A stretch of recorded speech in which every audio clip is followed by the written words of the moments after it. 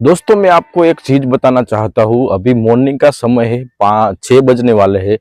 6 बजने में 2 मिनट बाकी है। तो अभी मैं मॉर्निंग वॉक के लिए यहाँ पे आया था। तो अभी मैंने आकाश में देखा तो चंद्रमा इस तरह से दिखता है। मैं आपको है ना दिखाने की कोशिश करता हूँ। मेरा जो मोबाइल है वो है वीवो का। तो मैं आपको जूम करके जितनी कोशिश बने उतना मैं आपको जो है दिखाना चाहता हूँ। बहुत बढ़िया नज़ारा आ रहा है दोस्तों। तो अभी उजाला नहीं हुआ है, तो अभी मैं आपको जितना जूम होता है उतना मैं आपको करके जो है दिखा देता हूँ। अभी इतना क्लियर नहीं दिख रहा है, बट जो इसका आकार जो है आप देख सकते हो, इस तरह से जो है इसका आकार है।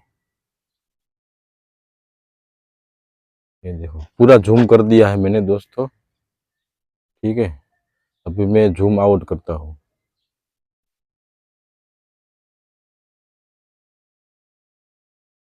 ये जूम आउट कर दिया।